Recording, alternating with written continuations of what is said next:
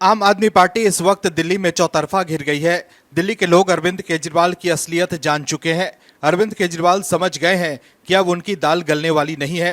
यही वजह है कि आपके नेता अपनी नाकामियों का ठीकरा बीजेपी पर फोड़ने की कोशिश कर रहे हैं, लेकिन इस बार उन्हें करारा जवाब मिल गया है। दर्शकों, जिनसे अपना काम नहीं संभल पा रहा है वो दूसरों के काम में अरंगा लगा रहे हैं। जो पिछले 10 सालों में न हवा साफ कर पाए, न पानी दे पाए, न राशन ठीक से दे पाए, न ही स्कूल में बच्चों को वर्दी दे पाए, वो समझा रहे हैं कि सरकार कैसे चलती है। दोस्तों, आपके नेता पूरी तरह से स्टंट मास्टर हो गए हैं। वो सिर्फ राजनीतिक स्टंट करते हैं और निकल जाते हैं। दर्शकों, समझने की बात यह है कि पिछले 10 सालों में दिल्ली की जनता को क्या मिला। गैस चेंबर बनी दिल्ली, शराब घोटाला, पानी की किल्लत, बढ़े हुए पानी के दाम जो फ्री था, और केजरीवाल का 12 लाख के कथित कीमत का कमोड वाला शीश महल। दिल्ली की जनता गुर्बत में ही रह गई और आप और उसके सेवादार मालदार हो गए। लेकिन कैसे बीजेपी ने आपको कर दिया एक्सपोज, बताते हैं आपको इस रिपोर्ट में। दरअसल दिल्ली बीजेपी के अध्यक्ष वीरेंद्र सचदेवा ने एक प्रेस कॉन्फ्रेंस में दिल्ली पुलिस के एक्शन पावर की प्रशंसा की है। उन्होंने कहा कि पुलिस समानता किसी भी अपराध से संबंधित आरोपियों को 24 से 96 घंटों के भीतर पकड़ने में सक्षम है। हालांकि उन्होंने ये भी कहा कि कुछ राजनीतिक नेताओं, खासकर आम आदमी पार्टी के नेता सौरभ भारद्वाज ने जानबूझकर पुलिस के मनोबल को तोड़ने का प्रयास किया है। सचदेवा ने कहा कि हाल ही में दिल्ली में कुछ नए प्रकार के अपराध हुए हैं, जिसमें कई पीड़ितों की पूर्व में आपराधिक पृष्ठभूमि थी और कुछ ऐसे मामले भी हैं जिनमें शामिल व्यक्ति पहली बार अपराध कर रहे थे।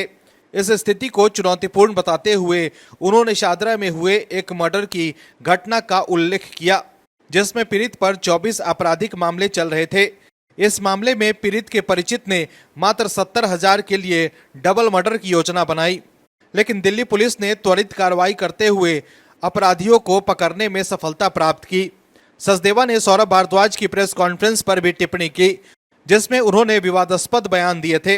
उन्होंने आरोप लगाया कि इस प्रकार से तर्कहीन बयानबाजी केवल राजनीतिक स्वार्थ के लिए की जा रही है और इससे संवेदनशील मुद्दों पर ध्यान नहीं दिया जा रहा है। वीरेंद्र सचदेवा ने सलाह दी कि सौरभ भारद्वाज को इस तरह की बेतुकी बयानबाजी छोड़कर दिल्ली के विकास पर ध्यान केंद्रित करना चाहिए। दरअसल सौरभ भारद्वाज ने कहा था कि पिछले कुछ महीनों से दिल्ली के हालात इस तरह से खराब हुए हैं कि 60 राउंड गोलियां चलती है, ब्लास्ट होता है, फिरौती मांगी जा रही है और गोलियां चलाई जा रही है।